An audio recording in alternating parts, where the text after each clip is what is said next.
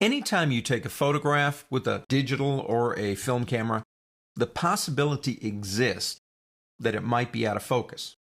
But the term focus is a very different term in the real world than it is in Photoshop. In the real world, we're bending light to actually put something into focus, and we really are focusing the image. When you work with a two-dimensional area, like Photoshop or in our case Camera Raw, basically you're dealing with an image that's not out of focus, it's soft. Now we use the term focus because it makes sense, but what we have to do is reduce the softness of the edges. That's what sharpening filters do. Open up this image right here, but before you double click it, this is in your exercise files, notice it's a JPEG. So if you double click it, it's just going to open it up in Photoshop, but if you right click it, you can then open it in Camera Raw, and that's exactly what we want to do. Let's start by taking a look at the image itself. Actually, there's not really that much wrong with it, but it was taken with a very open lens, so these areas here are more in focus than these areas over here. And what we want to do is try to bring those back into focus. But again, the word focus, what we're doing is we're trying to eliminate the softness of edges. And then our brain goes, oh, it's in focus. Before we start though, I'm going to shift her color just a little bit.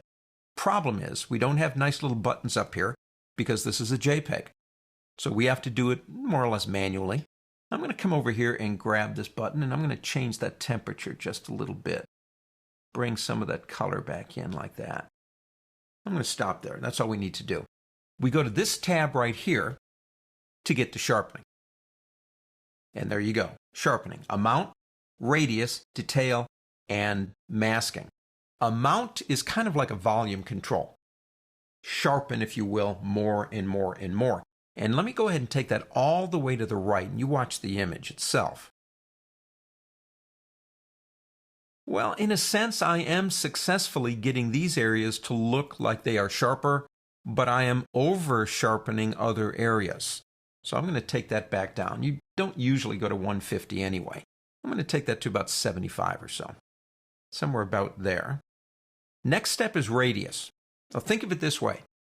It knows where the edges of an image are based on a shift in the brightness of the pixels. And those would be the edges my brain says are sharp or it's soft. Radius is how many pixels, in a sense, it uses on either side to help make the decision on where an edge is. So again, easiest way to tell this is to take it all the way this way. And it's subtle, but you can see it is increasing areas and putting in more focus. If we go this way, it gets softer because we're not giving it enough radius to do its job. So I don't usually put this number up too high. I'm going to put that around a 0.8. What detail does is it works with the amount and it works with radius and begins to increase the detail in those areas. So if we go ahead and take it this way, so we start taking it up, and as you can see, the effect is very slight, but we are getting a whole lot more detail in those areas. So let's take that down. I usually run this about a 40 or a 50, somewhere in that general area. And masking.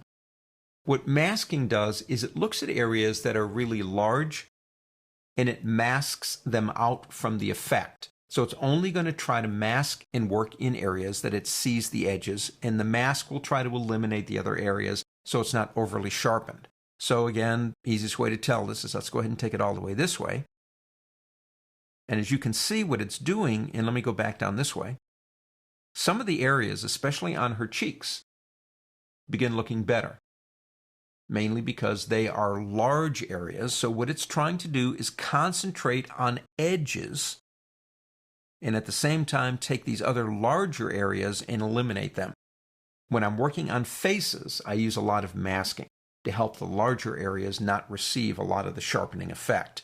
I think I'm going to bring down my amount just a little bit more. Now, if you want to see the before and the after, we could have created a snapshot. Another way to see the before and the after, it's kind of a mechanical way, is I can come down to the word cancel and hold the Alt key down, and that will change that to reset. And if I click reset, it goes all the way back, including our color. If I press Command Z, it brings it back again. Sharpening is by nature a very subtle thing. You really can't take images that are extremely out of focus and expect to get much out of them. That only happens in science fiction movies.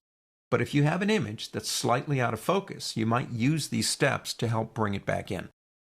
On to the next.